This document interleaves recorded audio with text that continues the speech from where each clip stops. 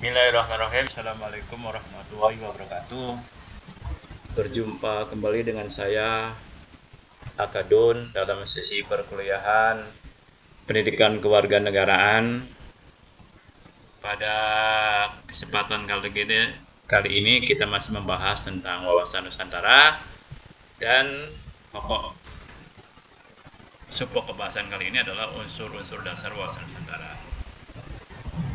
Ada 3 unsur dasar di dalam wawasan Nusantara itu, ada unsur wadah, ada unsur isi, dan ada unsur tata laku. Unsur wadah ini ada 3 juga. Ada bentuk wujud, tata inti organisasi, dan tata kelengkapan organisasi. Bentuk wujud, ini bentuk wujud bahasa Nusantara itu ya Nusantara. Bentuknya itu ya. Apa itu Nusantara? Suatu kesatuan itu wilayah batas-batasnya ditentukan oleh lautan, serta di dalamnya terdapat pulau-pulau dan gugusan pulau-pulau, atau biasanya dikenal dengan prinsip archipelago atau archipelagis. Archipelago itu adalah, jadi wilayah bentuk wujud dari wilayah kita itu adalah lautan yang di dalamnya terdapat pulau-pulau dan gugusan pulau-pulau. Bentuk wujud ke dalam Nusantara itu dah menunjukkan sifat dan ciri sebagai satu kesatuan wilayah laut dengan pulau-pulau dan gugusan pulau-pulau di dalamnya yang merupakan satu kesatuan utuh dengan segenap unsur-unsur yang manunggal. Keluar Nusantara yang letaknya di antara 2 benua dan 2 samudra, sehingga berada di seberang jalan, memiliki sifat dan ciri sebagai posisi silang dengan segala konsekuensinya, memberikan wujud kepribadian tersendiri. Apa konsekuensinya posisi silang ini? Pertama, lintasan pengaruh sosial budaya dari berbagai penjuru. Seperti kita ketahui, minimal ada budaya barat, budaya timur, budaya komunis, budaya Arab, budaya India, itu ya. Nah, itu minimal itu ya, itu pengaruh lintasan budaya gitu. Lalu yang kedua ada ketegangan antar negara karena kepentingan berbeda. Nah, perlu diingat bahwa setiap negara itu pada dasarnya berpolitik, bermanuver, apapun kegiatannya itu demi kepentingan nasionalnya ya. Termasuk harusnya Indonesia. Orang Indonesia juga harus berpikir begitu. Gimana caranya untuk kepentingan nasional gitu ya. Setiap negara besar akan berusaha menanamkan pengaruhnya terutama di bidang pendidikan dan teknologi. Apakah Amerika Serikat, apakah Cina, terutama sekarang bidang ekonomi juga ya, bukan hanya politik dan teknologi, terutama ini bidang ekonomi. Lalu kekayaan yang melimpah, tenaga kerja yang banyak, serta murah, pangsa pasar yang luas dan besar, itu daya tarik negara lain. Kalau tidak menguasai menjadi perang. Jadi posisi silang ini bisa berdampak positif, bisa juga berdampak negatif. Tergantung dari kemampuan bangsa Indonesia di dalam mengelola otak posisi silang ini. Yang kedua ini adalah manunggal utuh menyeluruh. Nah, dalam wawasan Nusantara itu manunggal, ya, wujudnya itu manunggal di bidang wilayah. Artinya bahwa seluruh wilayah lautan dan darat itu menjadi satu kesatuan. Yang kedua, seluruh pulau-pulau yang 17.500 sekian itu adalah satu kesatuan. Bangsa Indonesia yang terdiri dari bermacam bangsa gitu ya, bangsa Jawa, Bali, Madura, Sunda, Batak, Aceh, Minang, Melayu, ya, Dayak, Bugis, gitu ya, lalu Ambon, gitu ya, lalu Papua, gitu, bangsa-bangsa itu ya, yang sudah bertekad dengan satu. Kalau tidak menjadi manunggal utuh menyeluruh ya kita mudah dipecah belah. Seperti pada pengalaman sejarah kita pada waktu bangsa Indonesia dijajah oleh Belanda, itu mudah sekali itu mereka menjalankan politik dari imperial. Dan bukan tidak mungkin kita ini sekarang juga banyak pihak yang melakukan dependensitas supaya kita tidak menjadi bangsa yang besar, supaya kita menjadi bangsa kulit terus gitu ya, dan kita tidak sadar itu. Lalu kesatuan ideologi seperti kita ketahui ideologinya banyak gitu ya, terutama mainstream yang ya, atau 3 mungkin sekarang itu adalah komunis, sosialis komunis, ada liberal gitu ya, ada teokratis ya, agama berbasis agama gitu ya. Ada politik macam-macam nih politiknya kepentingannya ya. Ada ekonomi juga macam-macam ya, ada ekonomi komunis. Lalu sosial, kebudayaan, dan psikologi. Nah, yang penting lagi satu saja ini penjelasannya secara psikologi itu bahwa bangsa Indonesia itu harus menjadi satu jiwa ya. Bahwa kita itu merasa bangsa Indonesia bukan bangsa lain. Nah, gitu ya.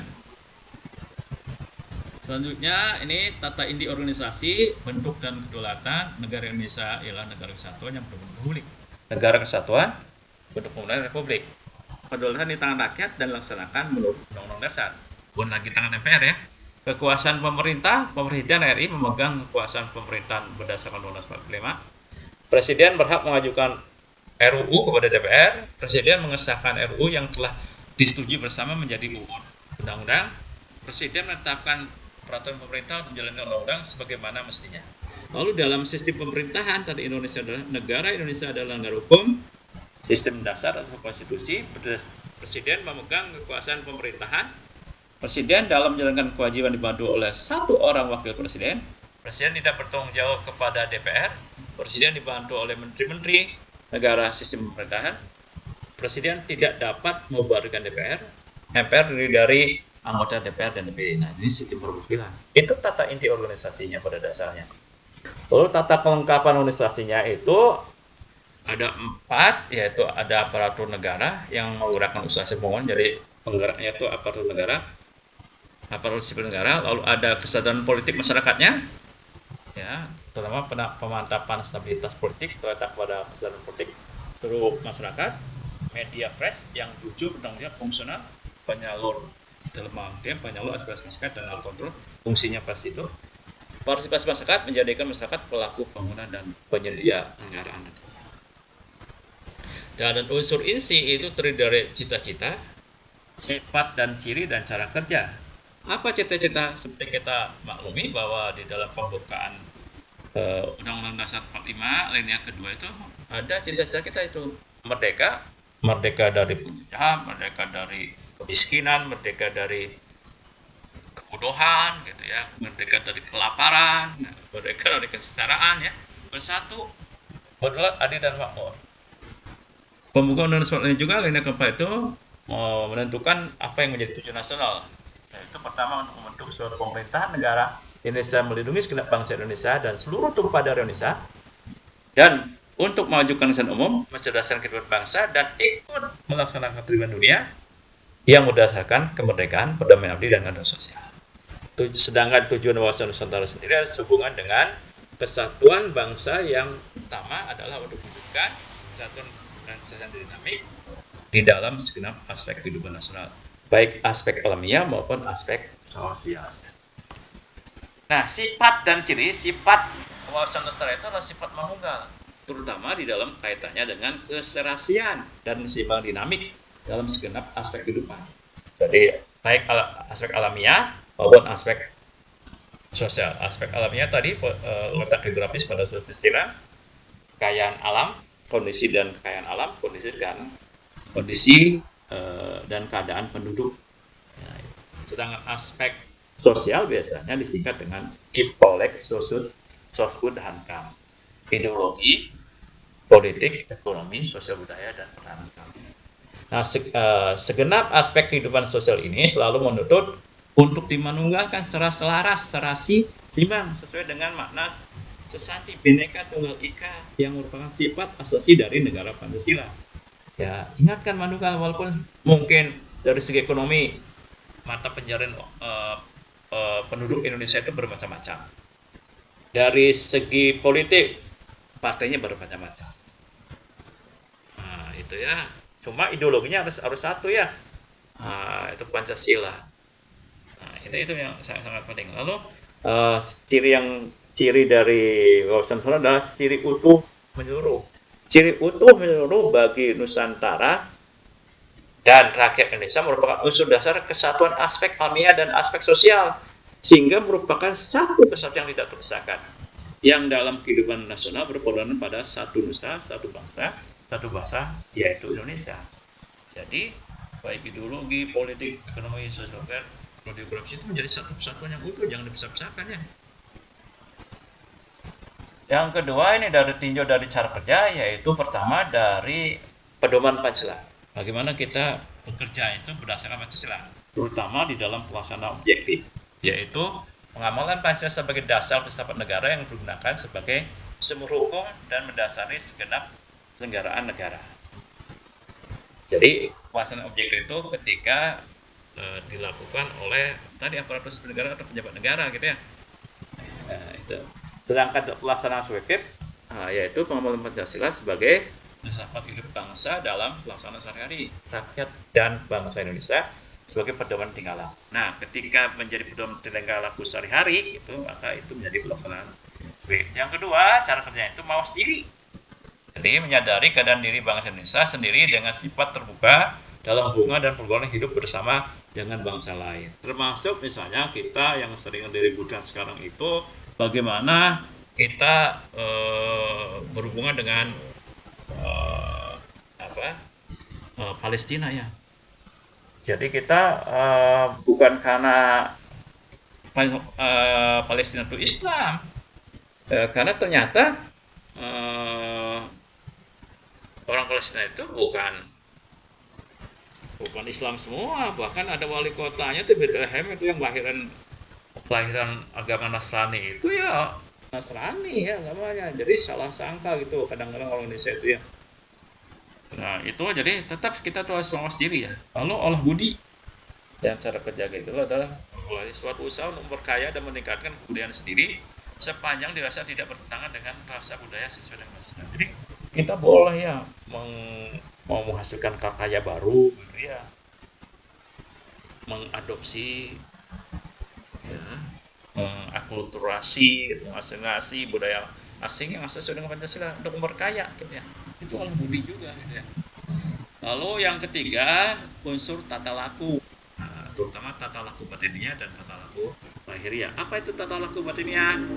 Ya kan, pertama landasan filsafatnya bahwa fundamental moral negara adalah sila pertama dan sila kedua yang dipancarkan ke pokok pikiran keempat dalam pembukaan Undang-Undang Politik. Yang kedua, fundamental politik negara ya sila ketiga, keempat, dan kelima yang dipancarkan ke pokok pikiran pertama, kedua, ketiga, dan kedua dalam pembukaan Undang-Undang Dasar tahun 45. Yang kedua, ini sikap mental bangsa Indonesia merupakan pelaksanaan Pancasila dalam kehidupan bangsa Indonesia. Jadi yang mentalnya itu adalah mental Pancasila, bukan mental agama tertentu ya, bukan mental liberal, bukan mental komunis, sosialis gitu ya, apalagi fasis gitu itu ya. Tidak ya, mentalnya itu mental ini feodal gitu, tidak ya mental feodal ya, tapi mental Pancasila. Nah yang terakhir ini tata laku lahiriah. Tata pertama ini tata perencanaan kehidupan bernegara sesuai dengan Undang-Undang 45 dalam bentuk rencana pembangunan jangka menengah nasional, rencana pembangunan jangka menengah nasional, rencana pembangunan jangka pendek atau biasanya rencana kerja pemerintah. Nah, tata pelaksanaan kehidupan bernegara yang dirumuskan dalam Undang-Undang 45 pelaksanaan ditangani oleh Presiden sebagai penyelenggara negara pemerintahan. Tata pengawas dalam kehidupan negara pelaksanaan ditangani oleh DPR. Nah, untuk melaksanakan pengawasan ini, hak dalam rangka pengawasan ini pertama hak bertanya, mengajukan pertanyaan, hak interpelasi, meminta keterangan, hak angket, mengadakan pendidikan, dan hak amandemen mengadakan perubahan. Nah, itulah sebenarnya kerangka dari unsur-unsur dasar wawasan Nusantara. Saya kira itu yang bisa saya sampaikan. Terima kasih. Assalamualaikum warahmatullahi wabarakatuh.